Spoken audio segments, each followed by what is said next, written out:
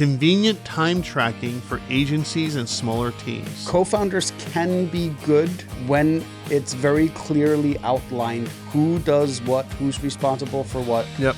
And both parties can deliver on what they're supposed to. The problems come in if I could see that you could in your business, probably any business, you could find a way to incorporate that.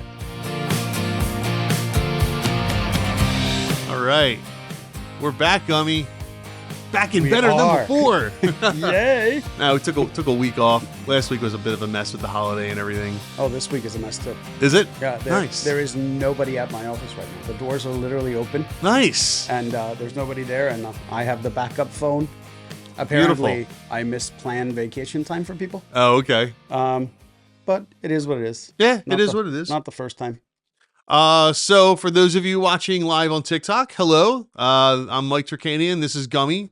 This is Start It or Scrap It, where we take your questions about starting a business or running a business and try to give you some good advice on how to keep your business afloat, keep it going, hopefully help make you some money. Mm-hmm. So in the TikTok world, if you have questions, please leave us some comments and we will get to your questions if we can. Until then, we go on Reddit and we see what questions people have under subreddits like startup ideas or entrepreneurs and try to answer their questions instead. Yes. So how have you been? Good. Yeah? What have you been up to? Not much. There's been a lot of golf lately. A lot of golf. A lot of golf. Why is that? I had like 4 outings in 2 weeks, plus league, plus playing with a couple of clients. Yeah. And it was funny because last Friday I got home and I'm like, oh my God, I spent more time on a golf course than my office this week. And you probably made more money doing so. Yeah, probably. Yeah. Overall. I don't think people understand that. So, all right. So I was talking to a guy the other day about this, right? So I'm not a big golfer. I golf every once in a while. Yeah. Although I think starting either this year or next year, I'm going to get more into the whole golfing thing from the client perspective, something to do with clients, et cetera. But my thing is sporting events. Like I like taking clients to sporting events. And we've talked about this in the past. And so we were at the Iron Pigs game last week. That's the Lehigh Valley Iron Pigs. It's Philadelphia Phillies AAA team. Yep. And I was with a bunch of people. Some younger guy asked me, he was like, "Hey, do you do this with clients or what do you?" It's like, absolutely. I was like, yeah, client. It's when you are with a client in the office, right? Mm-hmm. It's all business. You don't get to know that person very personally very well. Correct. Right? It's all about business, all about their immediate need or your immediate service, something like that. But taking a client out of the office setting and bringing it to something like a picnic, a golf outing, a sporting event or something like that, a barbecue, something, right? Anything different really changes it from that office setting to more of a personal setting. And you get to know so much more about that individual because let's face it, you look at them as a client, they're still a person, right? They have family, maybe they have feelings, they have things that they're trying to accomplish with their lives, right? Get to know that about your clients or customers a little bit more. And you'd be amazed at how far that will actually take you because as we say a lot of time, business is all about building relationships. Yeah, it's personal. You can't build a relationship if you don't know who the person is. Correct. Right? You might provide a good service to them and they might come back to you, et cetera, because of that service. It's actually the reason I prefer taking sales calls. If someone asks me if we can meet, my first question is always, can we do it at your office? Yeah. Get to know them. Correct. Right. Because you will walk into someone's office and inevitably you will see things like pictures or what their hobbies are. Like everybody has something in their office that is an indicator of other things they like other than work. So I love taking meetings at a client's office. Yeah. Just because of that. Yeah. And again, you get to know a little bit more about them because people like to personalize their office. Oh, you got a wife and kids? Oh, that's great. Tell me about them. It's like, hey, I see you have a picture of you in college with a golf club. Tell me about that. And that's the thing with golf, right? Is generally the unwritten rule is you don't talk business while golfing. You talk business when you're done golfing, right? So you're out there for anywhere from 4 to 5 hours, let's call it, right? Where you're literally just having conversations about anything other than business. Plus, you get to learn a lot about them. Like, how do they tackle certain things? Like, do they get mad over dumb stuff? Like, there's all these things you learn about someone on the golf course.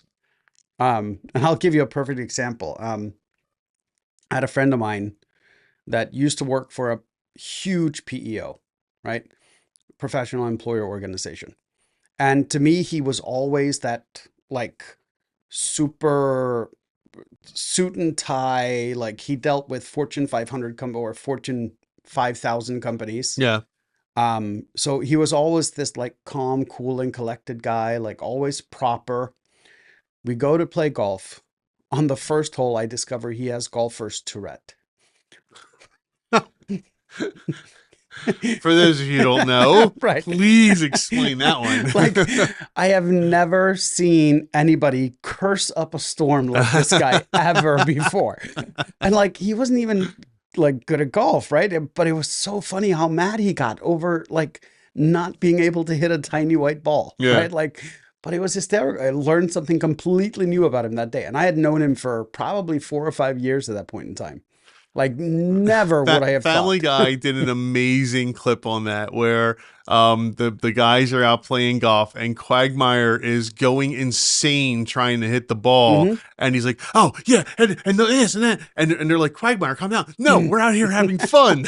He's like trying to hit the ball. He's Yep. going nuts. That's kind of what he was like. No, this is fun. We're having a good time. But that's a side of him I had never seen, right? Known the guy for 4 or 5 years. And we had done all kinds of stuff together, right? Like we had gone, hung out and dinners and all kinds of things. But yeah, it was the first time I ever saw that side of him. And it kind of It's changed so my, funny. oh no, it was cool because like it was a side I had never seen. For those of you who don't play golf or know much about golf, here's what you do. After the show, of course, not now, Mhm. but after the show, go on YouTube and look up Robin Williams' Origin of Golf. Probably the funniest 5-minute skit you will ever Yes, see in your life. that is a great skit. That's a great skit. Mhm. So yeah, doing things like golfing and events and stuff like that outside of the office setting really changes your perspective. Really changes the client's perspective. Honestly, It's I mean, you were at the barbecue at my house the yeah. other day, right? What a Like, great time. yeah, right. But there were people there that I hadn't hung out with at all, Yeah. that I got to see a new side of, right? Yeah. And got to know them better. And what's interesting is like I'm in a situation where like my backyard, I can host probably 30 people, Right. and you won't really feel it, right? Sure. And I think it's like a whole different level when you actually invite people to your house, right? And you're hanging Agreed. out. Completely agree. So even though people weren't really inside my house, they were still at my house, Yeah. right? I don't know. It was a great time. It's a reason we're doing a second one. That is true. Yes. So- And everyone's invited. Everyone's invited this. It wasn't, well, the first one, I called it the test run, Yeah. right? Because I wanted to see how it would go. Right. And it went well enough that I was comfortable saying, okay, let's invite everybody. Because you and I both know it's going to be about what? That we are in a group of what, 75? Yeah. There's going to be about 30 to 40 people that actually show up. Yeah. Some of them with spouses too. Yeah. Correct. But I'm saying even with spouses. Oh, with spouses. Because Gotcha. when Yeah. we do these events at like restaurants, Yeah, not and everybody stuff, can show up. no, Yeah. we get about 30 or 40 people, and it's during the week. Yep. We decided to try to do it on a Sunday to see if we could get people to show up Right. on a Sunday, Yeah. right? So once again, taking the work thing almost completely out of it. Yeah. And I'll tell you the words that you will hear more often than not when you do something like that, when you do it outside of the office setting, outside of the work setting, is, I didn't know you did that. Yeah. You will hear that so many Oh, yeah. times and it'll just be casual conversation. And someone will say, blah, I blah, still blah, blah. It's like, oh, I didn't know you did that. Do you know what I still get? I didn't know you had tattoos. Really? Yeah. Oh, that's I funny. still get that from people. I didn't know you had kids. I'm like, what do you mean? How do you not know I Who have doesn't know you have kids? kids? Right? Like, but yeah, you learn so much about people in personal situations. Yeah, without doubt. So yeah, for those My of favorite, you, my favorite one is I didn't know you could cook. Uh, Seriously okay. though, why? Well, why would they? Right? If you're just in an office setting, Mhm. why would they know that? Right? Correct. And let's extrapolate that a little bit. How does that help? How does that help the business relationship? Right? If they find out Mhm. that you know how to cook, you're not going to go to their house and cook them a meal. That's not No. what the business relationship is about. Nope. But you know what it is?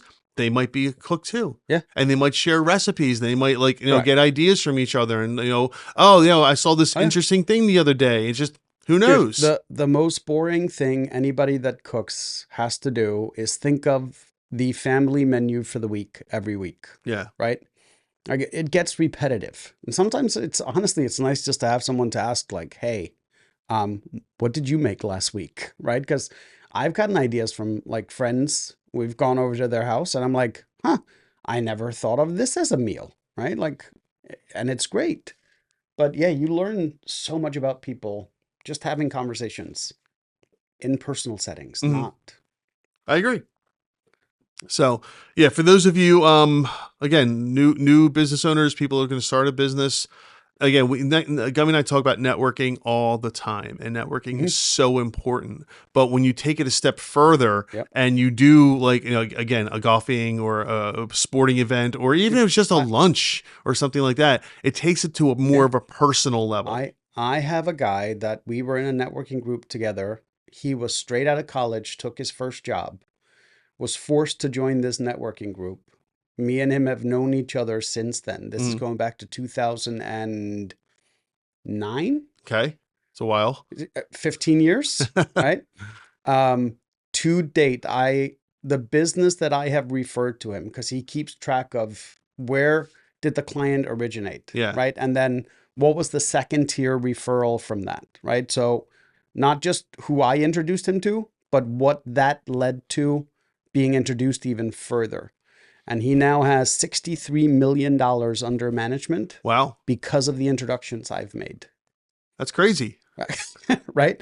That's great. That's That's one person, phenomenal. correct. But that's what I always tell people. Like that's kind of the spider web effect, right? Is they connect you with one and then the Yeah. connections just keep going. Yeah. But And yeah, in some cases, yeah, yeah. Sometimes it's a one and done. correct. Sometimes it's a one you get a But couple more, but but sometimes that one turns into correct. But a couple dozen. that's the ones you're trying to Of find, course. right? Like if you can find that person, you're golden, Yeah. right? In most cases. Yeah. So again, you don't have to be good at golf, pickleball or anything like that. No. Doesn't mean you don't go out and play anyway. You can go Go fish, learn. you can go Go play poker, fishing. you Yeah. can like anything, right? Like go for a bike ride, go for a hike. Poker's a good one. Poker's interesting because there's a lot of a lot of betrayal in the poker table. But It's yeah, that's once an again, interesting one. I like things that show you something about someone's Oh yeah. personality, right? Oh, you'll Like get it in poker. and you get it at sporting events, right? You get it at golf, you Yeah. get it playing something, Right. right? Like eh, that's just because I like seeing how people Totally. react. Totally. I've had someone that I took golfing, and after we were done golfing, I went back to the office and I said, "We don't want him as a client." Really. hmm I was like, "We're That bad. not gonna. He's gonna want to micromanage every Every single thing that." yeah. I'm like, I got to find a way out of this." I understand that hmm entirely. So all right. So TikTok world, again, send us your questions. We'll try to get them on the live broadcast today. Until we hear from them, let's get into Reddit, shall we? Yes. All right, see what Reddit has to say. If you know someone that could benefit from this type of content, please share this podcast with them. Anybody that's starting out a business, having trouble with their business, there might be that one answer that they're looking for somewhere in one of our videos. We are under the subreddit startup underscore ideas. This is from Klutzy Physics 460, who says, I noticed people will do almost anything if you give them a tiny emotional reason to start. It's very true. hmm A while ago, I caught myself doing this weird thing. I'd avoid work all day, but set a timer just to watch the little animation spin. No productivity, just a satisfying illusion of starting. That's funny. hmm So I asked myself, what if starting was the only goal? Well, that's very true. Sometimes you just have to start, Correct. and that's sometimes the hardest part. Artist.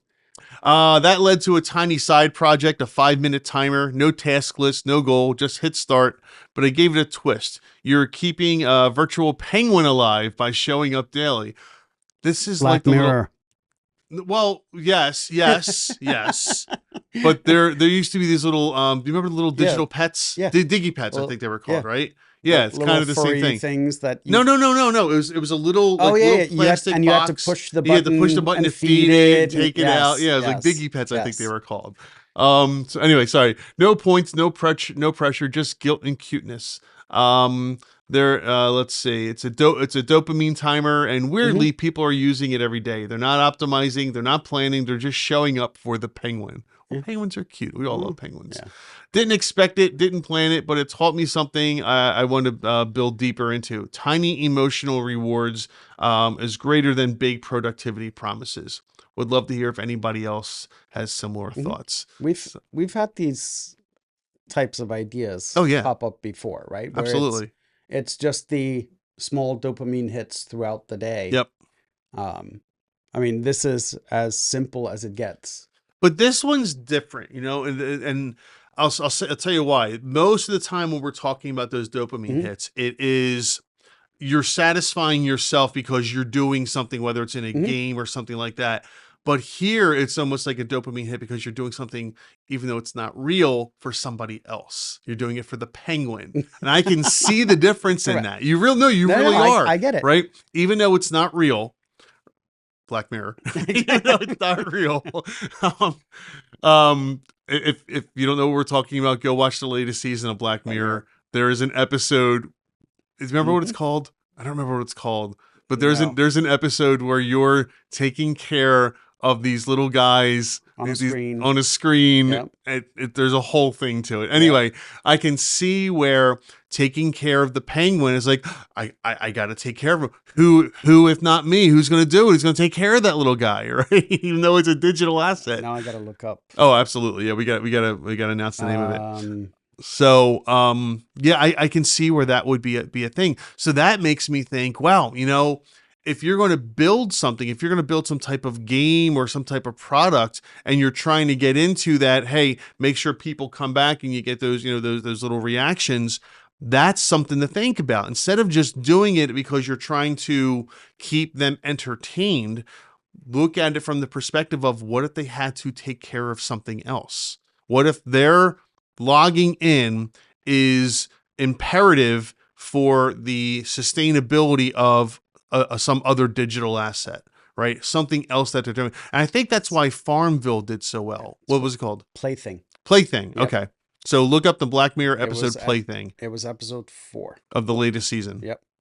So I wonder if that's why Farmville did so well, because it wasn't just a matter of a game. No, you were You were taking care. growing Correct. things, right? Though that's my farm. Those are my crops. Those are my Same animals. thing with Civilization. I Yes, used to well, get. sure, Sim City and all Yep. those things, Right. right? You would go back, how's my city doing today? Correct. I built that, right? Yes. It's not just like a Candy Crush It's where you're beating no. levels and you're getting dopamine levels because of the Yep. ding ding ding ding, all that stuff. You're actually taking care of Hmm. something else. It's an interesting. It is a very interesting concept, Yeah. right? I could see that you could in your business, probably any business, you could find a way to incorporate that Hmm. to keep people wanting to come back because they're taking care of something. With one exception, Right. Clippy. Clippy. No Clippy. Oh, come on. We need Clippy back. No Clippy. We desperately need Clippy No, back. Clippy must go away. I was so disappointed when that wasn't the AI assistant when they. I mean, Someone somewhere Copilot, really? Someone We could have. somewhere has built Clippy as an AI assistant, We and I'm sure you can we download. need Clippy back. We do not need Clippy. Clippy sounds way better than Copilot. No, all Clippy does is judge you all day long. That's all he does. He just sits there and blinks with those big eyes, Uh-huh. judging you about how wrong you are for whatever actions But you're what if taking. we combine? What if we combine more this where you're making Clippy happy?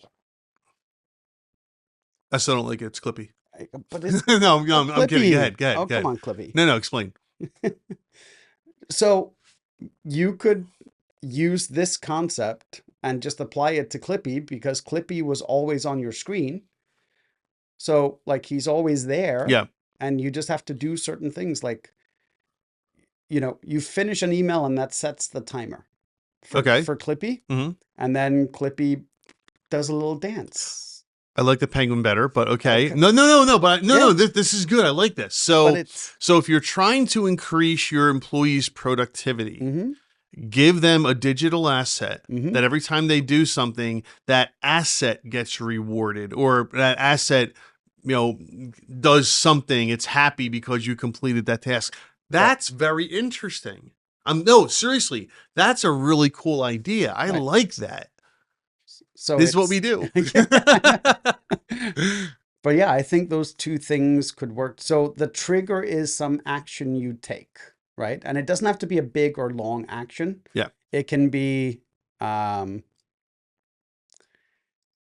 it can be, I don't know, you logged in somewhere Right. or you checked your emails and that sets a timer for something. Because I don't know, just intertwining the two somehow together. No, I know. I like the so okay. So we use a project management software here, Mm-hmm. right, for my law practice. And when you completed a task, you log it. You go into the project management software and you say, okay, task is completed, right? Mm-hmm.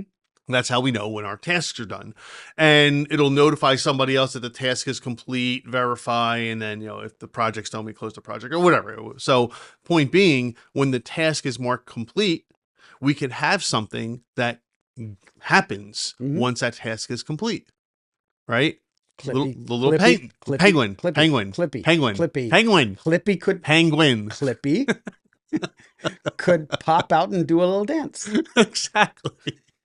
I don't know how. He doesn't have He feet. doesn't. I was gonna say he doesn't have legs. Maybe like the bottom of him like Uh-huh. folds down and it turns into little It legs. could be. It could Hey, make and it he fun, goes back to a right? Like paperclip. it's like I think Google does this, right? Like on your birthday, when you turn on your phone, Yeah, the like when you open it on your birthday, it does a little boo, it does. right? Yeah, Yeah, it's why not take that concept and just apply it to more things? yeah. No, And I it think makes that's a me cool idea. like when it goes bing Yeah, right no, on my it's birthday, a it I makes you think it's a happy. fantastic way to increase productivity. It really is. It's a fantastic way to increase productivity. Give everybody a little digital asset, whatever, Hmm. a little digital pal, a digital pal. I like that. Okay, Okay. it's a digital pal Yeah. somehow, and somehow tied into when tasks get complete or emails get responded to or this happens or that happens, your digital pal, something happens for them. Hmm. They get something. They get like rewarded with something, Interesting. food, or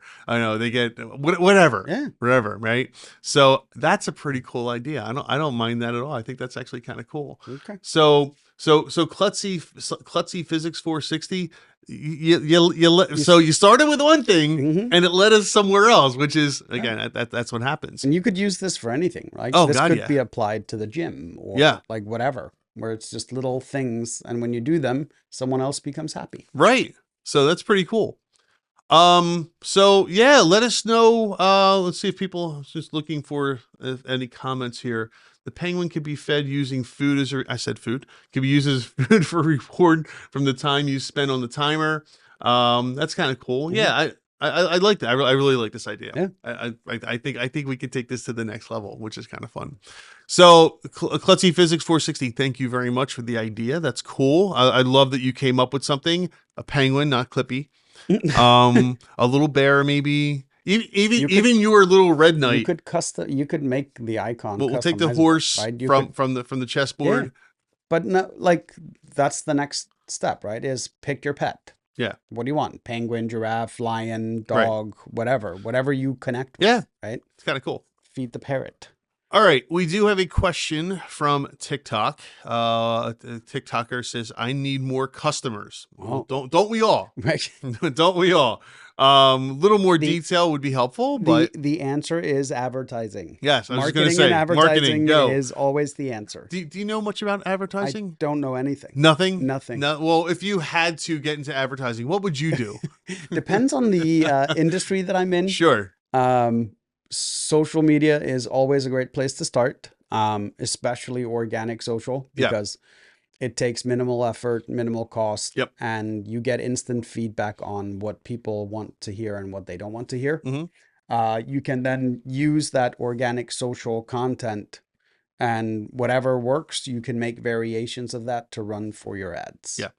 Um, yeah, that's the easiest way That's to the easy start way to start. Social. because it's practically all it takes is your time, right? Yeah. And most of the time when people aren't doing marketing and advertising, it's because they don't have the money to do so. Well, if you don't have the money to do so, you should have the time. So take the time needed to do those things. Yeah. If you need more customers, then that means you have time for those customers, which means you have Correct. time to go out and get those customers, Correct. which means you have time to get on social media and start marketing Same yourself. thing. I'm a huge fan of old school marketing, like walking around, depending on what you do, of course. Yeah. Door hangers, Yeah. flyers, all of that stuff, because it's proportionally inexpensive if you are handling the distribution yourself. Yeah. What people often fail to realize is that the distribution is often 60% of the cost of the piece being sent out. Yeah. So if you can remove that 60% cost, because once again, you probably have more time than money, then yeah, go do that. So let me Go talk to people. let's go in our Wayback Machine. Did I ever hold on? So Yeah, sure. did I ever tell you how I got one of my basement waterproofing clients? No. So I go down to meet with them, Yeah. and it's two partners, and they're sitting in an office.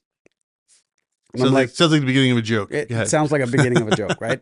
And a couple of minutes later, their sales guy comes in. So now there's three of them there, and we're having a conversation about marketing and advertising and all that stuff. And they were telling me, we have a limited budget and all that stuff. And I'm like, okay. I'm like, do you guys have enough jobs lined up? And they're like, no, we have no jobs lined up for the rest of this week. I'm like, okay. So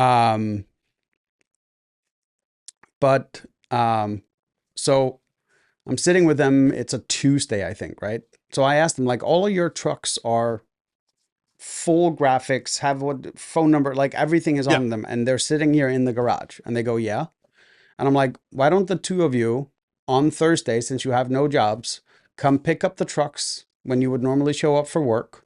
Both of you take a truck. I want one of you to park in front of the Wegmans up here, the one right up the street here. Yeah. And I want the other one at some other grocery store. I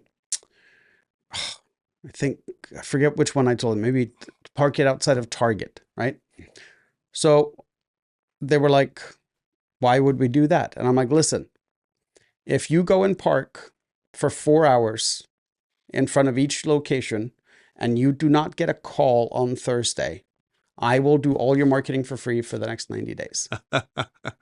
Right? Okay. I'm like, I'll even pay for the time if you get no phone calls. Right. I will even pay you both for the 4 hours that you sat in the parking lot with your laptops or your cell phones doing whatever. And you don't even have to be in the car. You just have to park it there. You could leave. Like, I don't care. And they go, well, we don't think that's going to work. I'm like, okay. Well, I had looked at the forecast, right? It was supposed to rain all day Wednesday into Wednesday night. Oh, beautiful. They do basement waterproofing. Beautiful. They're going to find out Thursday morning. And then morning. they're going to go to the store and they're going to be like, oh, wait a minute. The guy calls me at 9:20 a.m. 9:20 a.m. Yeah. And goes, you're not going to have to pay. I'm like, oh, really? He's like, nope. He's like, I was sitting outside the Wegmans and someone actually came and knocked on my door. I'm like, oh, so you didn't even get the call. I love it. I love it. But this is what I keep telling. And I had the same conversation with a client on the golf course actually last week. And he goes, yeah, we're trying to stop working in Jersey, but we just keep getting more and more jobs there. And I'm like, well, it's because your trucks are there all the time.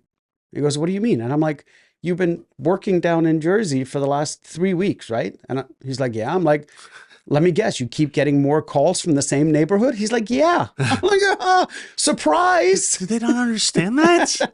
No, they do. They just didn't realize how much it was, right? So I'm going to take people back. Yeah. Okay. Let's go back to the days before the internet.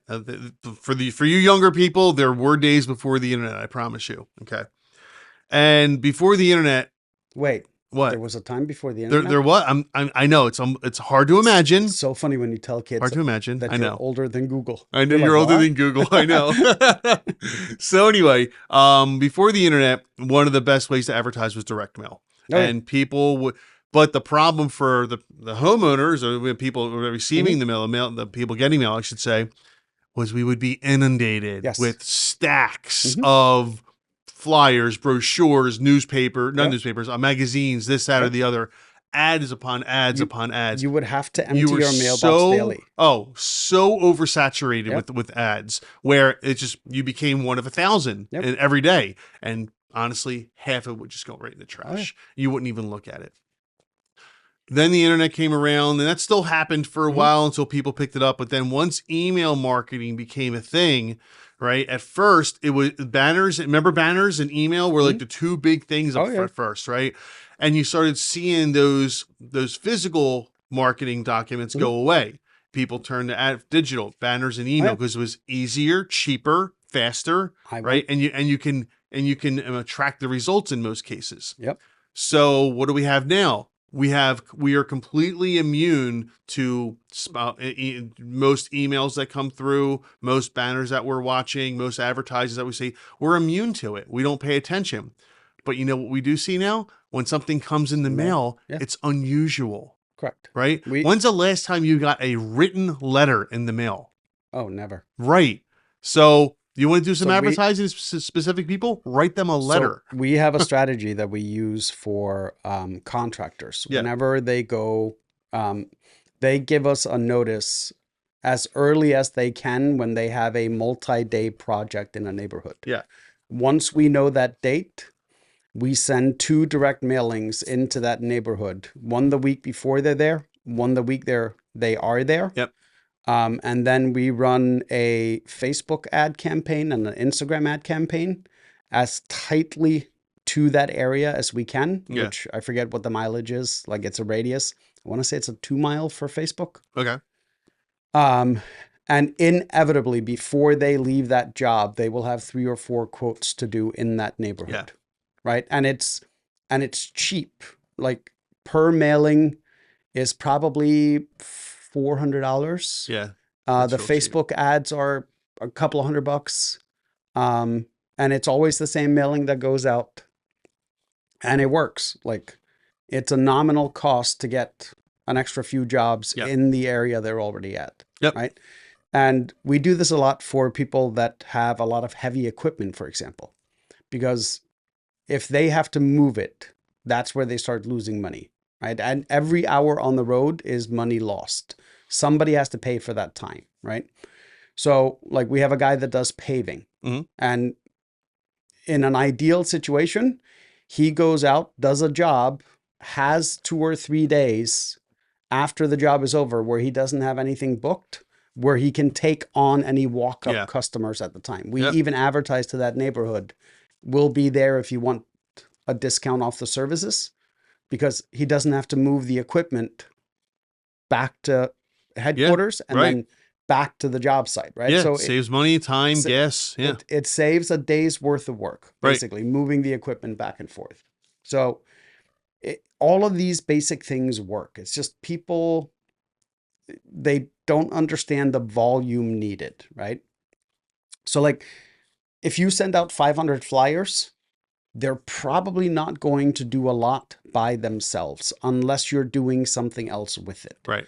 If you send out 5,000 flyers, now you're probably going to start seeing a response, Oh, yeah. right? Like that's the volume game. So you can either inundate a small area or cast the net really, really wide. Those are really the 2 best ways to start getting customers immediately. And it's not that expensive. No. Like it's But really remember, not. if you're going to cast the net wide, Mhm. you have to cast the net Oh, wide, meaning correct. you have to fill that whole area. Oh, You yeah. don't take 500 into this area No, no, no. and 500 into this No, no, no. area. You blanket that Yeah. area, 5,000, 10,000 Right. mail pieces, and depending on what service you sell, it will probably pay for itself really quickly. Yeah. Right. And ideally, you want to target the same area multiple times. Yep. If you could send 3 mailings into the same neighborhood in a short period of time, especially if you're working in it, you're going to see pretty decent response rate Right. from even like a postcard mailing. And no Clippy. Okay. Moving. Had to get that in. No, that's cool. So anyway, circling back to Klutzy physics, cool. Love the idea. I really hope that works out. Mhm. And let us know. Write us in the comments and let us know how it went for you. All right, let's move on. This is from any-development-710 says, hit a wall trying to market my product. Oh boy, back to marketing.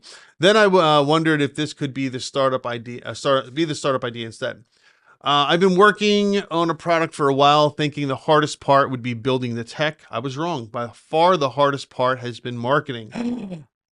Are you surprised by that? Wait, marketing and sales is hard? Oh, it's What? it's like they're just supposed to happen. Apparently, you build it, they come. Isn't Come. that how it Yeah, works? it does. No, yeah, that's how it works. Every day it felt like a losing battle trying to get people's attention, Hmm. writing posts, repackaging them for each platform, doing outreach, follow up, measuring what worked, tweaking hooks, trying again, all while still building features and talking to users. I was getting nowhere and feeling burnt out. Hmm. One night, after staring at a blank marketing plan, I've done that myself, and feeling completely stuck, I had this thought. Maybe the real opportunity was not just the product I was building, but something that could help with this very pain. I realized there are so many founders, indie hackers, small business owners all going through the same cycle, spending hours on marketing tasks that drain their energy and pull them away from building. What if there was a way to automate the grind, right? To build a system that could take on the repetitive parts of marketing while keeping the creativity and personal voice intact. Something like a co-pilot, Like a Clippy? a Clippy that could that could think like a marketer and work like an assistant, so you could focus on bigger picture. Mhm. It feels like there might be a real problem worth solving here, but I wanted to sanity check it with people who understand these things. Okay, curious to hear your thoughts. Well, yeah, it's an AI assistant essentially. I mean that would absolutely be a wonderful way to go with this. Yeah. Then there's lots of AI assistants out there. It sounds like this person knows how to code, so go or you could build your Uh, own. Honestly, I can tell you what we figured out very early on is that if we build custom GPTs for every Yeah, client, um, you can't tell that much of what we put out for that yeah, client originates with AI, yeah. right? Like we edit some of it, but we've gotten some of them to a point where there is nothing to edit. Hmm. The AI detectors don't even detect it being AI. I put it in front of the client and the client goes, "Oh, this could have come from our office," Yeah. right? Like if you train them well, right? The key isn't everybody's looking for a generic solution, right? Like, oh, an AI that helps startups. Well, okay, what's the startup's personality? Sure. Right? Like, you have to set all of these parameters and you have to put certain inputs in before you start getting good outputs, is what it boils down to, Yeah. right? So we, on average, put somewhere between probably 70 and 100 pages worth of customized content into every custom GPT for every client to make sure it sounds like them. Yep. If they have more available out there, we feed it as much as we can. And AI is really good at imitation, Hmm. right? Like it can imitate a writing style, it can imitate how you talk. And AI also knows everything else, right? So you can use an AI, and if you prompt it properly, it'll give you some phenomenal hooks for a video. Oh yeah. It'll give you some phenomenal scripts. Um, I'm not fully sold on the AI video yet. Like they still look a little weird to me, and they will never have that feeling or passion behind the words like someone that works in the business does, especially an owner or if you're a startup. Oh yeah. Um, but yeah, I mean, you're basically talking about building a semi-custom GPT that spits out mostly generic information, right? Like, once again, you have to feed it so much information to get good outputs. So, do I like this idea? Yes. Like, this is what we already do. We just understand that without the inputs, you're going to always get generic output. Yeah. And I don't think people spend enough time trying to understand Mm-mm. how you need to spend a lot of time, I should say, training your AI to do what you want it to do. Yes. So a lot of people just go to, say, ChatGPT, put something in and expect it to spit out exactly what they Yes. want.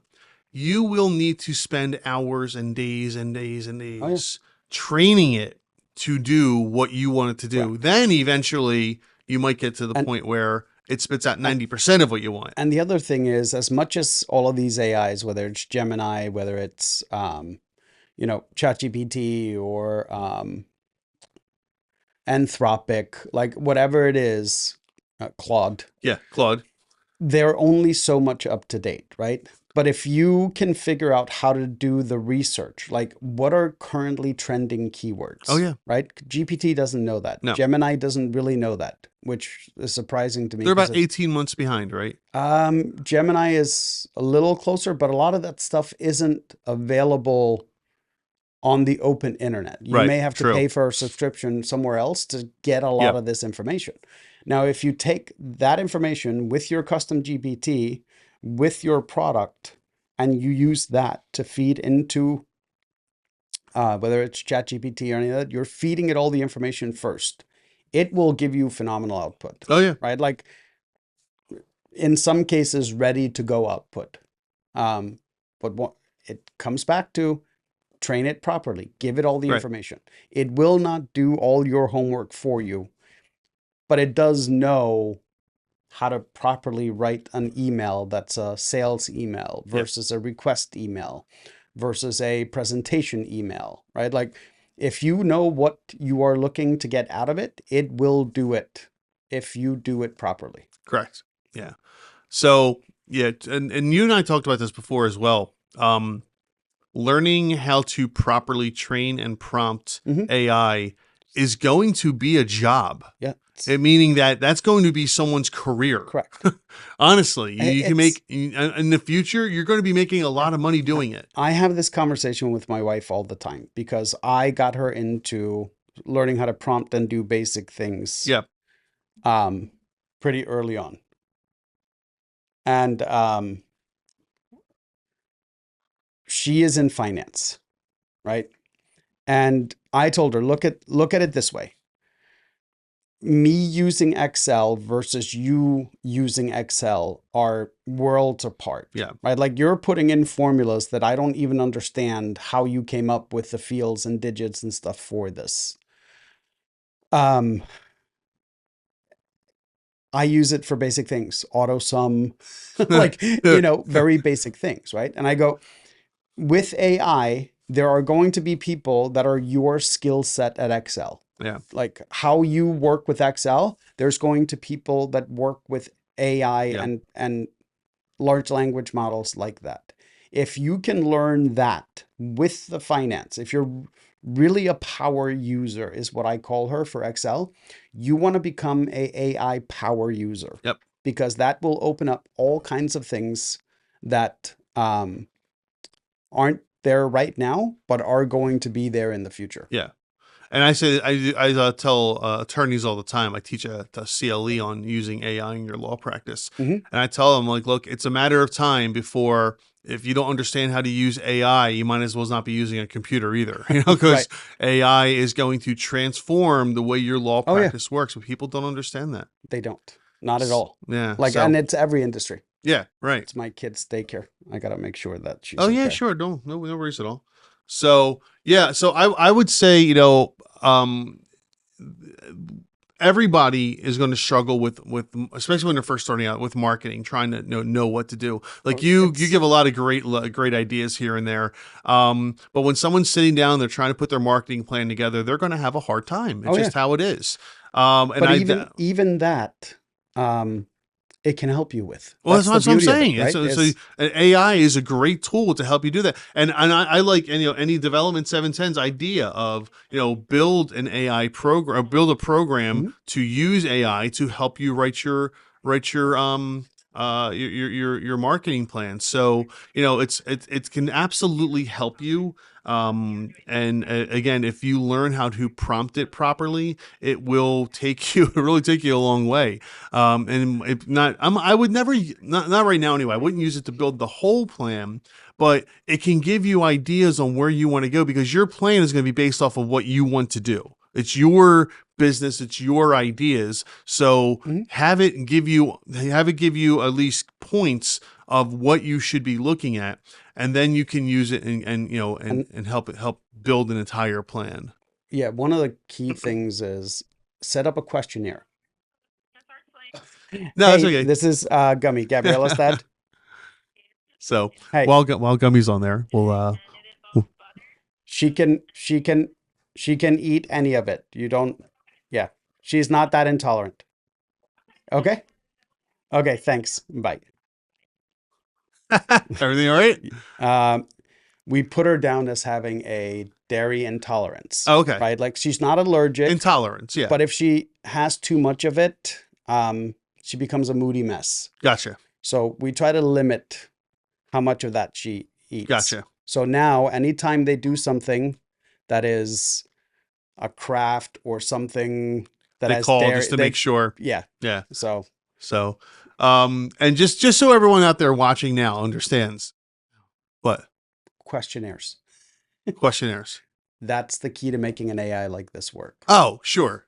is get the user to answer a bunch of questions before you try to Yeah. give them solutions. I was actually going a little different direction Okay. than talking about this, but just so everybody out there, especially people on TikTok, understand, when you're running a business, when you're a business owner, Yeah. it doesn't matter. There are certain calls you get. It doesn't matter what meeting you're in, what Oh, yeah. podcast you're doing. There are certain calls you have to take, especially if it's your family, you right? if you call about my kid, Yeah, yeah. I'm dropping everything, Yeah. and I'm gonna. What's wrong? Everything okay? Yep. All right, good. So don't hesitate. To, as a business owner, to be like, no matter what, if you're in the middle of a meeting with somebody, Oh, yeah. excuse me, it's I got to take this call. It's my wife, my husband, whatever it might be, my kids. Yeah. It just happens, and so it's not really not a big deal. All right. So anyway, any development 710, cool idea. Would love to see a prototype at some point. Oh, yeah. So drop a comment and let us know what's going on. Oh, Everything good? everything's good. All right. There we go. All right. Cool. So please Now I can. explain that. No. What? You brought that in. You got to Yeah. explain it. What, a gimbal? Yes, I've never seen that. You've never seen the gimbal? Oh, so what this does? Are you that lazy? No, it's not about being lazy. Yes, it is. It's very much so. Here, we'll use this one. Okay. Okay. So let's turn it on. This is actually a brilliant tool if you make content, Okay. especially on the go content, right? So does it follow you? No, this one doesn't. Okay. But what happens is, okay, that's cool. That I right? like. So as I'm moving around, you're not Yeah. getting Yankee. See how No, the totally. camera stays on Yeah. you? Right? So that's really, now it's gonna get lost. Yeah, it's cool. But then I can do motions Oh, that's pretty way neat. smoother. Yeah. than, yeah. No, absolutely. No, that's cool. I like Yeah. that. So I like that the arm stays with you. we use this. So we have a client, for example, that has a beer store. Yep. So when we're doing like walk along content showing, Okay. we use it so that the camera isn't doing this. I didn't know it was called a gimbal. I have seen those before. yeah. I didn't know it was called a gimbal. That's Yep. kind of cool. So I use it a lot when I'm making like what I call like the selfie type content, because it sits at a great height, especially on a table, and it just makes it easier to record certain things. That's kind of cool. Same thing if I'm on the golf course recording something, I'll use it for that. Yeah. Yeah, it's one of those tools that you don't realize how useful it is till you've had one, especially if you do a lot of video recording. Yeah. So it just happened to be in my car today, which is why I grabbed it and brought it in. That's kind of neat. Yeah, I like that. So, all right. Let's see. This is from Mario Phrase, I guess, Digital. Mario Phrase Digital, who says, convenient time tracking for agencies and smaller teams. I like it already because that's a very important thing. Hey guys, please roast my idea. You got it. Which is to make time tracking more convenient and easygoing for agencies and smaller teams.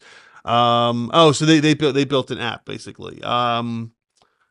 Doesn't really give much info about it. Just gives the link to it. So we're not gonna promote the link right now, but let's talk about that. So Mhm. time tracking for agencies and small teams is it's an issue. It's definitely an issue trying to keep track of what your people are doing throughout the day. Mhm. Under no circumstances should anybody think that there's 8 hours in a day and therefore your person needs to be glued to their seat eight hours doing work for every single minute of those hours. That's not reality. That's not human nature by any means. So don't think that that's the case. However, we do have timelines. We do have deadlines. We do have things that our clients and customers are expecting of us for certain periods. So my my time tracking is less about how many hours did you spend today working on stuff and more along the lines of here are the things that need to get done today so that we can meet our goals and even get a little bit ahead. Where are we with this? And Mhm. I'll check in every couple of hours with my team Mhm. saying, okay, where are we with this? We needed this done by 1. It's now 12:30. Are we ready? Yes or no? Right? Things like that. That's kind of the way I do it. Right. What are your thoughts? I don't really time track. We just set a deadline, and it's up to you how you're gonna get it done. So Okay. we spend a lot of time figuring out timelines before we nail down the projects, Yeah. right? Because we're in a luxury business type where we can do that, right? Like it. So like we have people that randomly take days off during the week because they have a deadline, but we've planned it accordingly. So like there's never really any stress. We don't have a lot of last minute, we don't have a lot Right. of scrum work. So for us, it's more of a we estimate how long we need for a project Mhm. and then we look at our calendar and say, okay, do we have time for this? If we don't, then it gets scheduled out further. Yeah. Um, but yeah, we don't have a lot of unrealistic deadlines. Like so we very rarely have to deal with time management. Okay. And like, It's a big thing for us, right? As you can imagine, yeah, especially when it comes to like contracts and things like that, because like take like a merger and acquisition where one yeah, business is buying another, yep, right? There are absolutely timelines on certain things. We have to have this agreement ready by then. We have to have this document over by Thursday, yep, things like that. But it needs to be reviewed first. So a lot of times that's where time tracking comes in. hmm, It's very urgent that we have a good system in place to make sure that we're properly taken care of. But the other thing is, as attorneys, we bill by the hour in most cases, right? right, So it's very important to know how long it actually took to work on something and have the data to back it up. hmm, Because I've had clients questions in the past. Really, it took you that long to go through that document? Well, yeah. I mean, it was 48 pages, so it takes a few hours to go through 48 pages of contract, right? right. So sometimes you do need that tools to help you back up. How much time you took to put things together. But more realistically, it's So about you're talking more about the time tracking. yeah. So how long did we actually spend on Yes, something? because usually it's less about Hmm, clients questioning. Again, that's very far and few between, and more about we're billing for it 2 weeks right. later. But you might be working in spurts on something over, Oh yeah, we might spend two yes, hours on it now, right. 4 hours on it later. So yeah, that's because it's different for us because we know approximately how long something should take. Yeah, And we really only monitor like if we knew we had to get these two clients done today, but we only got one done, right, is that the norm or is that an anomaly? right. Right. So we log it in our project management system, total hours spent on the project, Hmm. because we generally sit down and do everything in one shot. Right. Right. Like if I'm doing social media for a client, we will write all the scripts in one sitting. Yeah. Right. So like it's easy for we're not working on something for 20 minutes here, an hour there, 2 hours there. But I could see that for someone like Well, you for us, we guys? have Yeah. to sometimes, right? Yep. Because sometimes, so take for example a contract. Contract comes in Yep. and it's 20 pages, right? Not nothing crazy.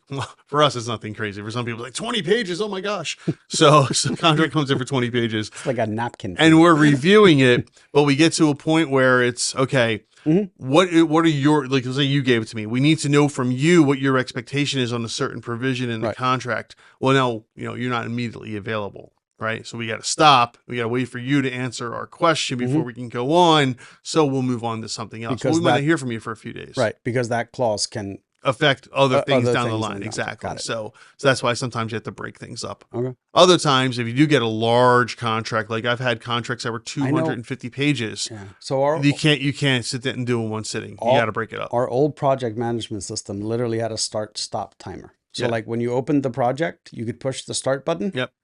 And then when you were done working on the Mhm. project, you would push the stop button and we could see total hours spent working on the Sure. project, right? The problem is it only shows the time that you were actually working on it. Yeah. Working on Right. it. It didn't show the time where you went an hour to do research on it, right? Okay. Because you didn't open up the project to do the research. Okay. So, The other problem with that is you have to remember to start and stop. correct. Yeah. I've had situations where I started it but completely forgot to stop it, and it's like That a was 30-minute thing wound up being 6 hours. that's how you get extra billing How you in, get extra Mike. billings in Extra there, yeah. billing. Not cool. So, So anyway, so Mario Phrase Digital, cool. I'll check out your time tracking software here, and if it's something cool, mhm. we'll put it on the show. Who knows? All right, we have a question from TikTok. This is from Drew, who says, let's see, what's Drew want? Drew is, I'm considering launching a beauty brand using, basically what Drew wants to know is they're wondering how to get started. Is it best to buy wholesale or manage their own production? So do you build your own beauty products or do you buy wholesale? So I personally prefer contract manufacturing. Yes, Um, I agree. because Especially in this day and age. correct. Because But hold on. Yeah. They say wholesale provides higher margins, Mhm. but less quality control Mhm. versus production, which is reversed. Which is why I think contract manufacturing is a good hybrid of both. Yeah. You get to control, like we know a guy that does supplements. Mm-hmm. He wanted to be able to control the ingredients, Yes. what goes in it, all that stuff, but he didn't want to have his own manufacturing facility. So when he started, he contract manufactured, Right. meaning that it's his recipes, his process, his ingredients. Someone else is just basically putting it together. Yep. And I think if you have the money to do it, that is a great option, right? If you have to start buying wholesale, make sure that whatever product you're buying meets the standards that when you can start contract manufacturing will be better. If not, Yeah. like you get what I'm saying, right? Yeah, Like so, completely. yeah, yeah. So okay, so take beauty products because they're not the same as food, but they're along the same lines. They're more heavily regulated than like if you were to make little toy cars or something, right? Because it's things that are going on your body, and it could have allergic reactions if you use the wrong things. Could have acidic. It could burn you. So there's all kinds of rules and regulations that go into building those things. Yep. Especially if you're starting out, you do not want to be responsible for that, right? Contact a manufacturer that knows the rules, knows what can and can't be put in there, because you might come up with a skin cream, for example, that you think is it's safe, it's going to work nicely, and you send out 100,000 units, and 500 people have the worst allergic reaction to it. And then there's lawsuits out the wazoo. Yep. Work with the contract manufacturer. Now, and actually, a lot of people might not understand what that means. So explain that in more detail. So a contract manufacturer is basically someone that will manufacture on your behalf, right? Right. So it's very common in the food industry. It's more common than people realize in a bunch of other industries. Like, I'll give you an example. So I bought a smoker recently, and it's an off-brand smoker. Yeah. And The reason I bought the off-brand smoker is because this specific manufacturing facility happens to manufacture for some very well-known brands, right? They are a contract manufacturer for brands that everybody knows, that has a minimum build quality, all that stuff. Yep. They made their own line of smokers where they said, we think we can improve on these brands, but we're going to be more expensive, so let's try it. And I ended up buying it from them rather than buying it from the brand name. Right. Contract manufacturers basically manufacture to your specifications, Right. so that you don't have the capital cost of getting all the equipment, right? Like, And they usually have some type of expertise as well along with that, right? So in a situation like this, if you want to have makeup brands, right, beauty products, I should say, beauty products, you can find a contract manufacturer who specializes in beauty products. Yep. That shouldn't be hard to do at all. It's not hard at all. And you tell them, you want to have control over the output, the end result, right? But guess what? They're also going to have expertise there, and or I should say experts there, that can tell you, no, you can't do that, and here's why you can't do it. However, here's an alternative to get by and make it happen. So it gives you kind of the best of both worlds. It's extremely common in the food industry. Yeah. Because making something in small batches that doesn't have a long shelf life versus making something where you're making 100,000 units of something is a very, very different manufacturing process. And now it sits on your shelves longer and all of these things. So funny enough, my father-in-law is actually he has his doctorate in chemistry. Oh, very nice. He used to work for L'Oreal. Ah. So a lot of the creams and a lot of the stuff that L'Oreal has out on the market were actually done by my father-in-law. Oh, that's crazy. That's great. It's kind of cool. That is kind of cool. Is that what you have in your face right now? I have nothing on my face other than sunburn. Sunburn from all the golf. So, all right. So Drew, I hope that helps. If you have more questions, feel free to put them in the chat. And anybody else out in TikTok land, by all means, put stuff in the chat. We'd love to get to your questions. All right. This is from Joe Reddito, who says, rate my startup. Oh, it's bad. Terrible. Why bother? If it fits, why bother? If it fits in 2 lines. Well, I think they put their link here. It says, "Hey there, I'm building a platform to find co-founders." Oh man, we know this guy. Good. We've done this one before. We've done stuff like this before. No, we've done this one before. Well, this was posted 8 days ago. I don't think so. I am pretty sure that if you look up when that domain was registered, it was more than 8 days ago. Okay. All right. Well, let's skip it then.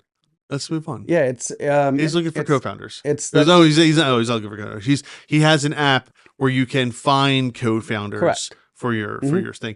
The funnier ones is we always used to come across need a tech co-founder. I think that's what this is. If I remember correctly, this guy was thinking about building this. Yeah. Click on it. Let me see it. All right.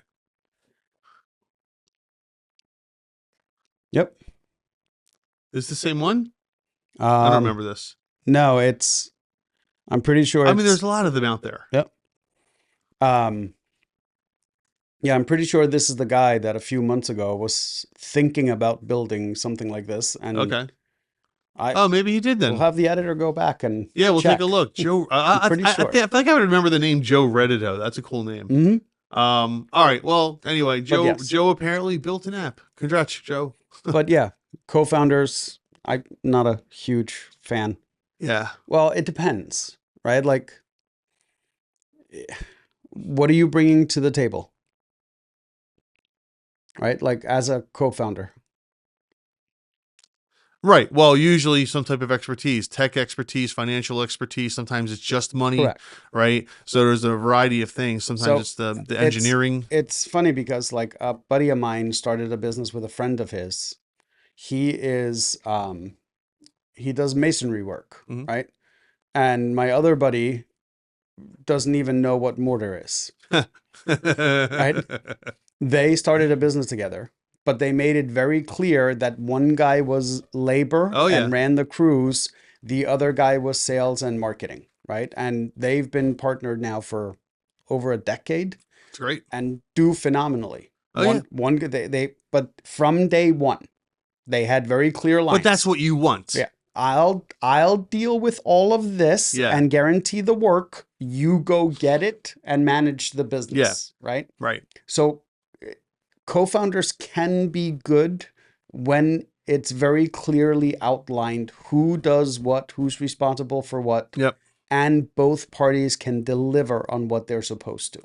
The problems come in if one stops selling or the Right. other one starts doing horrible work.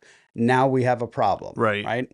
And my not I wouldn't say I have an issue with apps like this, but my concern, I would say, with apps like this is you're basically meeting strangers, and meaning that you don't really know this person very well. And if you start going down the business route with this person, Yeah. you don't know what the personalities are going to be like. You don't know if this person's going to follow through. You don't know what issues could come up. So you got to be careful with that. That always scares me. Correct. I'm all about, if you know somebody, you've known them for a few years, heck, even if these got introduced to them last week, but at least you can make that physical connection, meaning that you go to lunch, you go to dinner, get to know them a little bit, and then you decide to work together. All right, that's cool. I'm okay with that. But when you're doing it through an app and stuff, you can be worlds apart, and I just don't know. Right. So Scary. Yeah. So we got a follow-up question from Drew, by the way. Okay, sure. As far as B.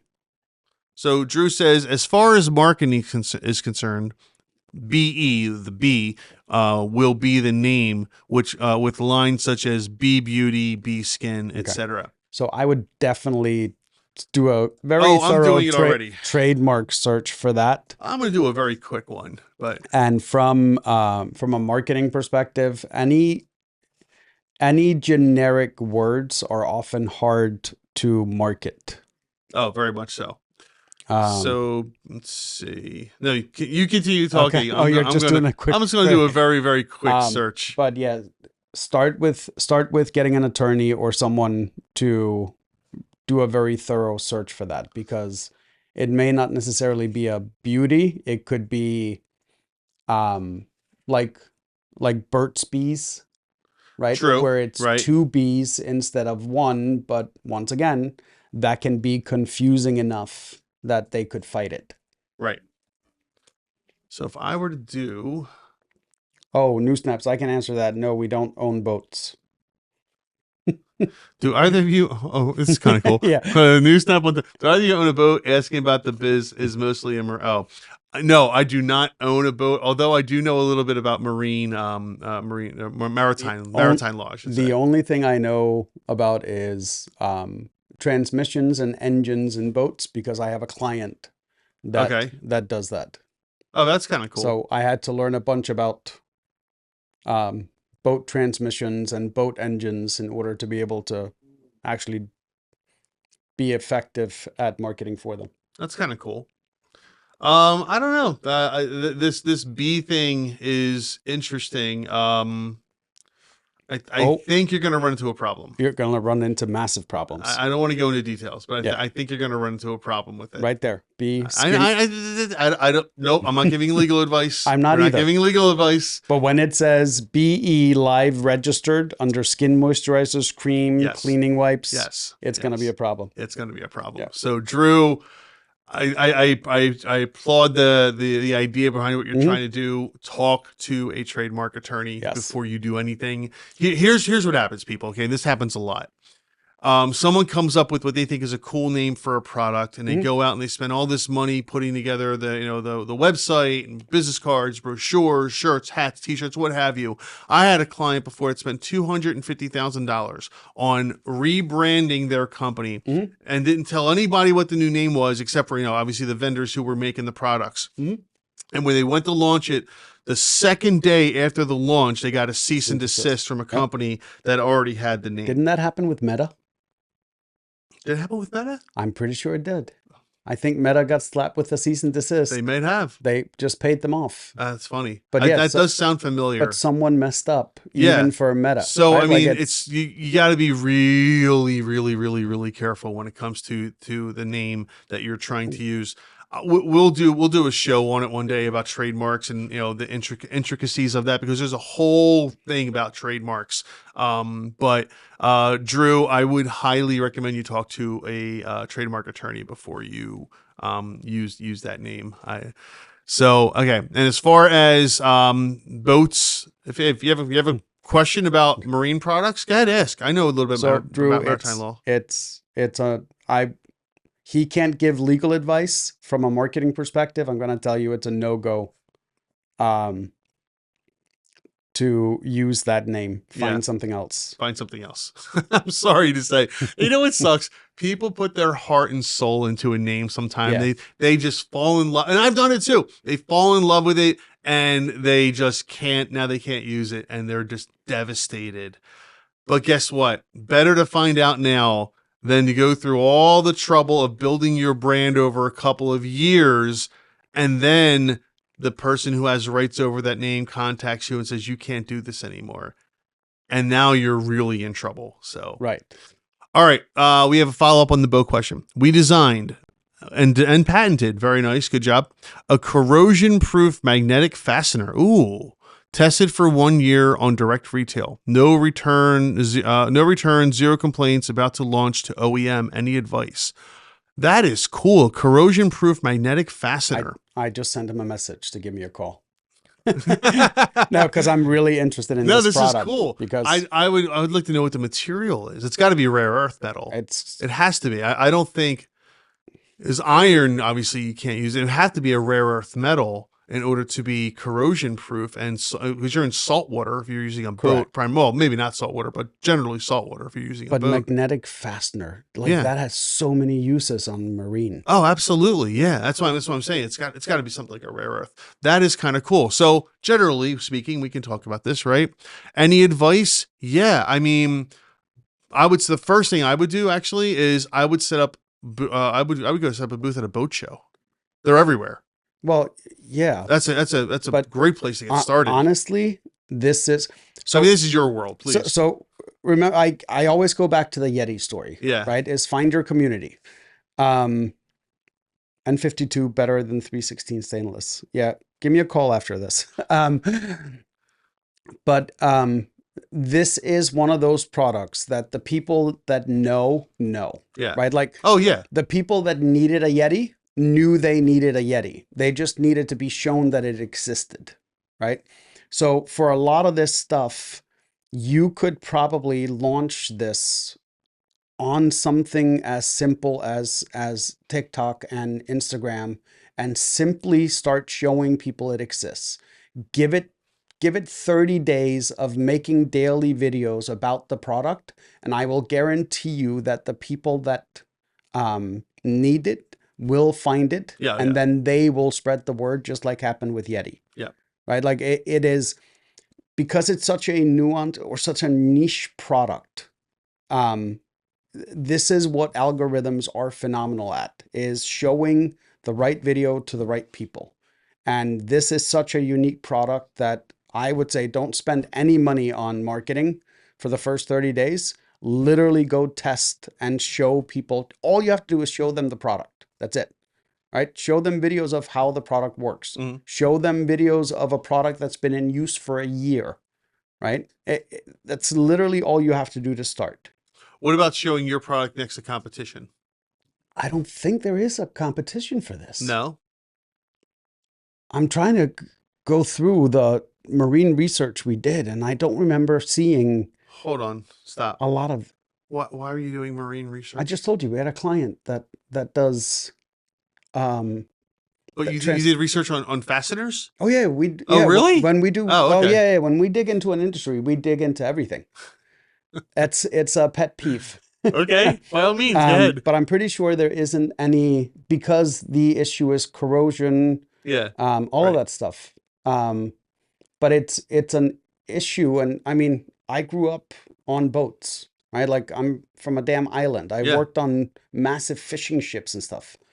And this is one of those things where I can't think of any product that I've ever seen.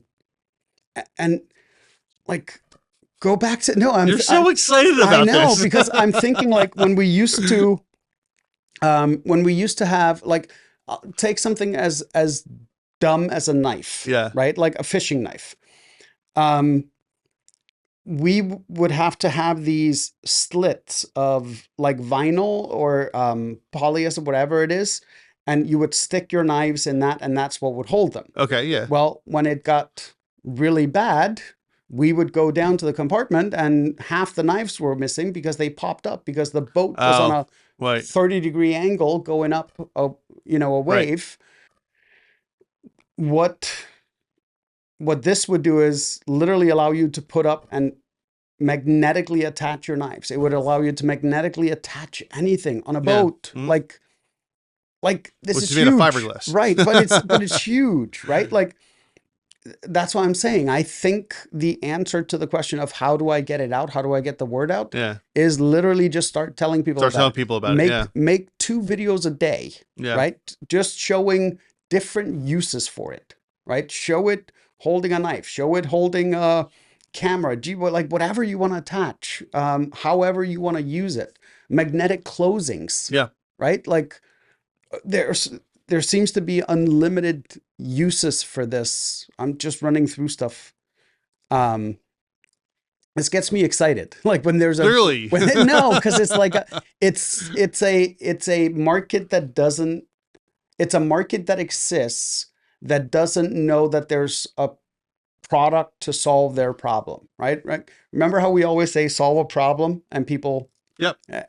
that's exactly what this guy did. He solved a problem that pretty much anybody that has a boat has, but isn't aware that there is a solution. So all he has to do is just make people aware that there is a solution. Yeah.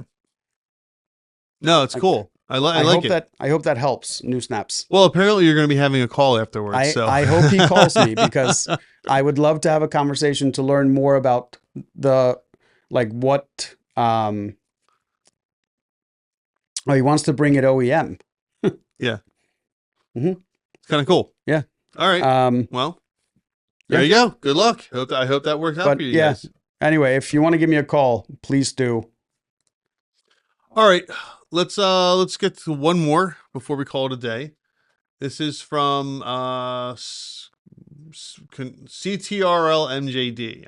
I don't know if that reads anything, but I read control on CTRL. Um, this is LinkedIn for artist slash blue collar. Thinking of building a platform for hiring artists, musicians, DJs, photographers, bartenders. Basically, the whole shebang for a fun event. Event planners could find the artist's work and their verified reviews and be able to view their calendar and book them directly on the platform.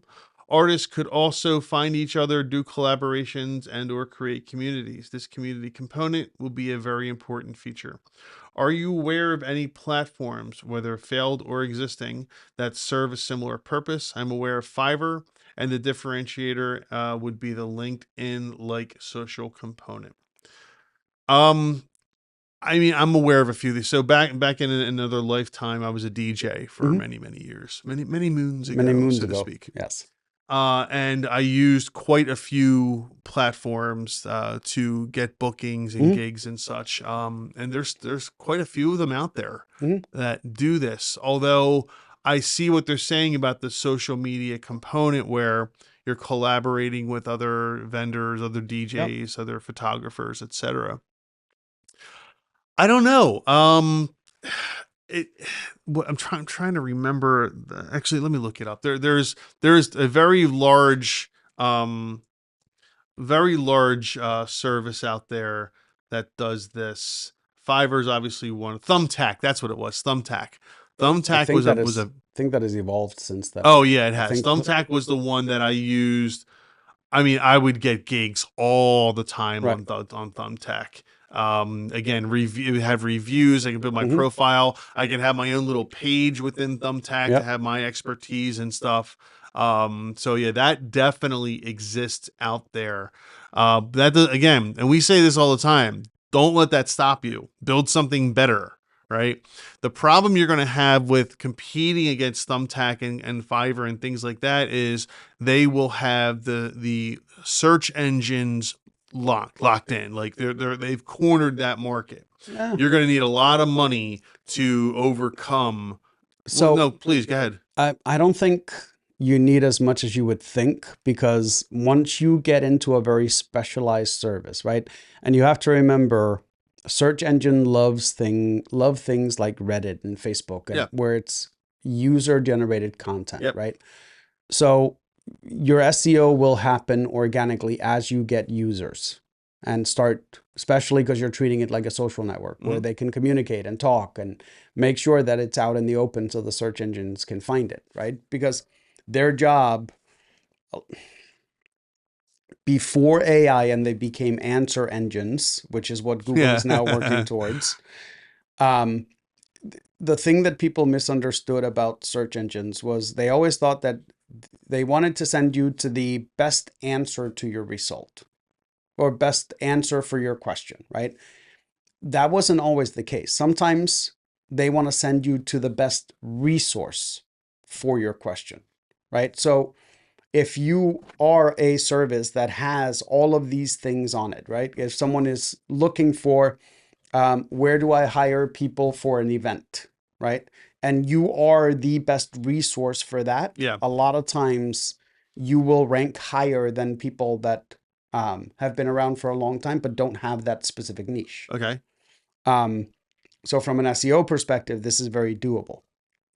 And I do kind of like this idea of having one-stop shopping for anything you need for an event, like think wedding, corporate events, whatever Yeah. it is, right? I would love to see something within here that says that's just like a find a team that work together, I was just going to say that, right? Like, right? You could say who's a we DJ and the photographer that have correct, worked together in the past, yeah, because that actually becomes a big deal. correct, right? Like, because and even allowing them to create their own crews, right? Like, Mhm. so a DJ could partner with a specific photographer, and so because like anything else, the more they work together, the smoother thing goes, Yeah. right? So if you can create like you know, I need a bar mitzvah crew, right? And they tell you, okay, so here's a band that has great reviews for that. Here's a photographer that's frequently worked with them, and Mhm. here's an event planner that knows both of them, Yeah. right? Like book this team. Yeah. Like, Because what happens a lot of times is people don't realize, and again, this is just from me being in that world for a while. An excellent wedding DJ could be horrible at bar mitzvahs, oh yeah, and vice versa. oh yeah. They don't realize it. Same thing with photographers. Yeah, You they could think, get oh, it's a great DJ. you could It's a great DJ for that purpose. you can get a great sporting photographer Yeah. that is really bad at weddings, Yeah. right? Like it happens. So yeah, I like this idea a lot. So Yeah, it's cool. So, all right. So how would? Oh, here we go. All right, what is it Arizona tea time? what is that? What I have in my Is hand? that what you have in your Is hand? that an Arizona Arnold Palmer light half and half iced tea Yes. and lemonade? Yes. From our non-sponsor. These things are delicious. If you've never tried one over ice, I would recommend it hands down. Yes. In fact, I am going to do that right now. Oh, are you? Mm. Oh Oh, yeah. you You even hear that crisp? Oh yeah. exactly. Gummy loves his Arizona iced tea and sorry, half iced tea, Uh-huh. half lemonade. You The didn't Arnold think I was Palmer. going to be able to squeeze it in this episode, I knew did you you? would at some point. So from our non-sponsor Arizona, one of these days you'll see us promoting you. I don't know Uh-huh. why we're doing it, but Gummy loves you guys so much. I So do. please reach out to Gummy and send him some liquid love. Um, Anyway, uh, make it so into a John Daly. I can't do that on the show, New Snaps. So anyway, yeah, I like this idea. I like the idea of the social component. I really like the idea of putting together, here are crews that have worked together in the Mhm. past. That is actually a great one because it's I'll give you a perfect example. I've always been the DJ that, okay, who's running the show? And if no one's running the show, I will. But if someone else is running the show, let them run the show. I'm all about it. It's less work on me. Um, but there are certain DJs out there. It's like, no, I'm the DJ, I'm the MC, I run the show. I'll tell you when and they clash. They Oh yeah. clash with the photographer, they clash with the event coordinator, and you know, and so when you have teams that work together, you don't have that problem. Correct. So it'd be really cool to have a feature like that inside of your application Yeah. to say who's worked together in the past. Yep. Even if they don't, even if like if you're a photographer and I'm the DJ and we don't go into it together, we'll still be able to show again over time with enough people using the app that we worked together on various projects. So that's actually a cool feature. And again, I do like the idea of the social component working in with social media, etc. So no, very cool. Yeah, This and this is an interesting idea. yeah, I and same thing, allow the artist to review venues, Oh yeah, right? yeah, Like, hey, we were hired to do this at this venue. It probably was not appropriate, or it was a great venue for this type of event. yeah. I think I this wonder if you could even work that in with the DJs and photographers and stuff too about the venues. I'll tell correct. you why. Well, that's what I'm saying is allow them to do it. Oh, I see. Allow the Yeah, yeah, yeah. artists to Yes. yeah, It's, to I'm give not going to feedback name on venues. names. Not going to name names. Because it actually is a wonderful restaurant, a very nice place to have a wedding and whatnot. But the last gig I did, and this Hmm. is the reason why it's the last gig I did. I had, I have back then is I probably stopped around 2012, 2013. We used to have, I actually had two actual turntables Hmm. and I would use a system called Serato. So it was digitized, but I Hmm. would use two actual turntables as controllers for the music. And, so this is it's in a big case, right? They had me up on this loft like thing that I had to climb a ladder to get up. So I had to bring my speakers, and I had what are called Mackie SRM 450s. They were about this big. They weighed about Hmm. 45, 50 pounds each, right? Not incredibly heavy, but not light either. And the big case with that probably weighed about 120 And you pounds. had to And haul I this had to up a flat haul it up a ladder, not a steps, ladder. not an elevator, a ladder Yep. up there and set everything up because they didn't want the speakers on the grounds. They wanted people to be able to, Right. wires and stuff. So I had to bring everything up there. And that was the last gig I ever did. Like, It's like I'm I'm done. done. I'm never doing this again. It's fun. I would love to go to that place to eat because the food was phenomenal, Hmm. but I would never DJ there again. And I think other DJs would like to know I that. think we all have something like this where we went, this is it. I'm not doing this Yeah. anymore. And you know what? You know what? It was harder getting stuff down than up. Oh yeah. It was much harder getting Yeah. it down because when you're going up, you have gravity to assist, put it on your shoulder. That's what I would climb up, Right. and then like gravity. But when I'm coming down and I have You're no one work- to help me bring it You're down, working how do I against get it back gravity. on my shoulder? Yeah, how do I Right. get it back on my shoulder? I Mhm. gotta be on the ladder and have that thing standing up to get Uh-huh. it. Oh, it was a mess. It was such a Oh my mess. God. So that was the last DJ gig I ever did. I would say paid DJ gig. I don't- I did like some charity stuff later on, I don't blame you. but I actually, long story short, I actually just bought a new DJ controller Mhm. about a month and a half ago because I do miss it. And some of the new technology is It's fascinating. really cool. And I got this thing. It's a couple years older now. It's a Pioneer. What is it? It's oh, I forget the name of it, like DJ X or something like that. It's a really cool controller. It's got two jog wheels, so it's two channels, and I'm able to do things with that. And like within like a day, I had it all figured out because I had messed with this Right. stuff for years using all the individual pieces. Now it's all together in one. And I am able to mix music now like I've never been able to mix music before. It is so easy. You want the beat synchronized? Click, just hit a button Click a and button. the beat synchronizes. As opposed to before having to, listen to one song while another one's playing, Mhm. match the beats up with the record, Yep. and make sure it's being adjust the pitch and tempo. It's like now you hit a button. Oh, it makes it so much easier. You want your beat loops? No problem. Hit a button. It's like, wow, this is incredible. The stuff Technology. you can do with it. So Yeah. I just enjoy playing with it. So anyway. All right. Anyway, CTRLMJD and all the other letters in your name. I hope that helps you a little bit. Definitely like the idea. What we always say about things like that is if there's something else out there, no problem. Mhm. Go look at what they do, find a way to do it better, find out why people don't like about Correct. it, and fix that problem, address those issues. And if you can fix this from both sides, what the vendors Yeah. don't like from Yeah. it and what the consumer doesn't like, Yep. you've solved You've two really problems. solved a couple of problems, and Yep. you'll have a lot more people on your side there. So, all right, that is going to be all for today. Gummy, always a pleasure to see you, my friend. Likewise. TikTok world, thank you for watching. What's with the TikTok world? What? It's just a world. It's not a TikTok specific world. Oh no, it's a TikTok world. No. Oh no, it is just TikTok. No, It is not the TikTok. No, it is just TikTok. The guys we were talking to are probably in like You like Clippy. You have no say. They're probably in like Michigan. That's not TikTok world. That's Michigan. I'm just saying. Everyone on TikTok, is that better? That's better. Does that work for you? That's better. Everyone on TikTok in the world. In the world. Yeah.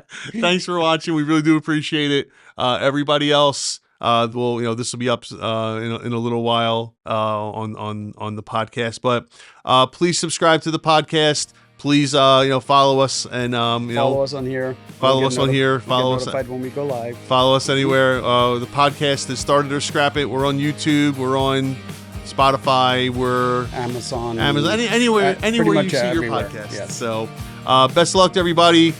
Send us your questions. We'd love to get them on the air. And Gummy, always a pleasure, my friend. See ya.